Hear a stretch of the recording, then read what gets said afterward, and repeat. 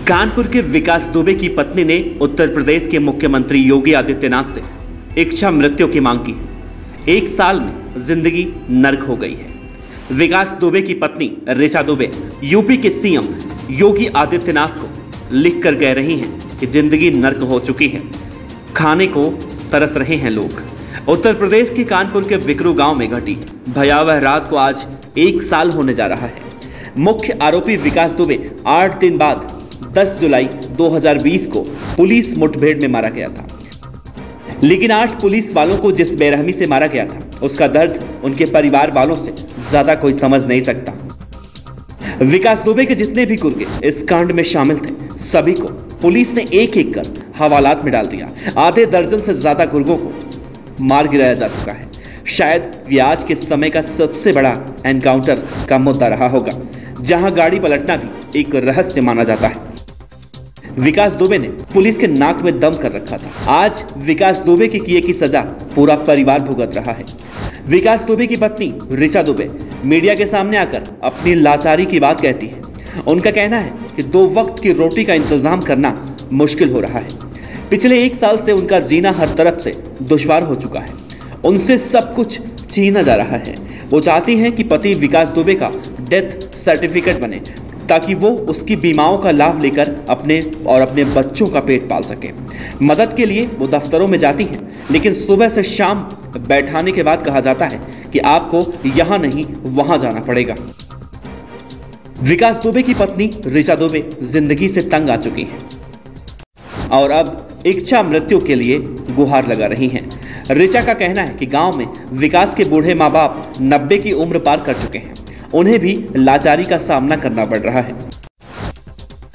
घर से बाहर निकलते हैं तो लोग ऐसे देखते हैं कि जैसे लगता है कि चिड़ियाघर से कोई जानवर आ रहा हो। योगी जी, जिस तरह से आपने विकास दुबे का एनकाउंटर करवाया, उसी तरह से आप हम सभी का एनकाउंटर करवा दीजिए। नहीं तो जो समस्याएं हम रोजाना जिन समस्याओं से दो चार हो रहे हैं, उन समस्याओं का निदान कराइए। मेरा बेटा 3 साल की पढ़ाई पूरी कर चुका है, लेकिन आगे की पढ़ाई के लिए हमारे पास पैसे तक नहीं बचे हैं। विकास दुबे की पत्नी ऋचा दुबे ये गुहार लगा रही हैं कि अगर किसी अपराधी की पत्नी भी, अपराधी का परिवार भी अपराधी होता है क्या? अगर ऐसा है तो योगी आदित्यनाथ जी, आप मुझे और मेरे परिवार को गोली मार दीजिए, या फिर एनकाउंटर करवा दीजिए, या फिर हमें इजाजत दे दीजिए कि हम सभी के साथ इच्छा मृत्यु ले सकें। वैसे विकास दुबे की पत्नी वही हैं जो विकास दुबे के एनकाउंटर के बाद पूरे प्रशासन को देख लेने की धमकी दे रही थी। लेकिन आज विकास दुबे की मौत के 1 साल के बाद पूरा परिवार खाने को तरस रहा है। 2 वक्त की रोटी विकास दुबे के परिवार के पास नहीं है। वो विकास दुबे जो महंगी महंगी गाड़ियों, लग्जरी गाड़ियों, अच्छे कपड़े पहनकर घूमता था, लोगों की जमीनें कब्जा किया करता था, धन दौलत ऐशो आराम की जिंदगी पूरा परिवार जीता था, आज वही विकास दुबे का परिवार, आज उसी विकास दुबे का परिवार 2 वक्त की रोटी का जुगाड़ भी भीख मांग कर रहा है। आप अंदाजा लगाइए, विकास दुबे कानपुर का वो नाम बन चुका था जिसे एक बार विकास दुबे के नाम पे फोन कर दिया जाए तो बड़े से बड़ा आदमी, छोटे से छोटा आदमी अंदर तक रूह कांप जाया करती थी। लेकिन कहते हैं गैंगस्टर जब कोई बनता है तो उसका तो अंत होता ही होता है, उसके परिवार का उससे भी ज्यादा बुरा अंत होता है।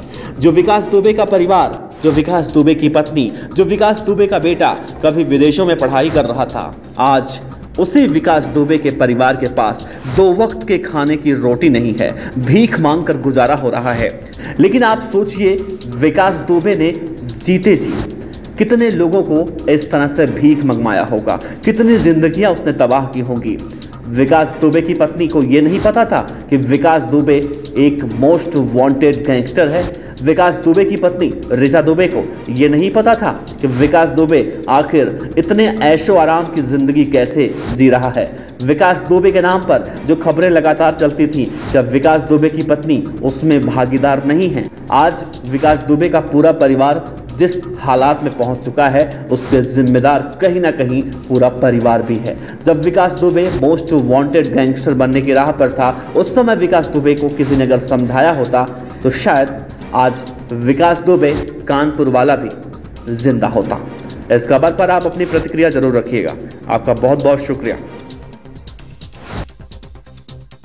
पर अच्छी लगी हो तो लाइक कीजिए, सब्सक्राइब कीजिए, साथ ही बेल आइकन का बटन दबाइए।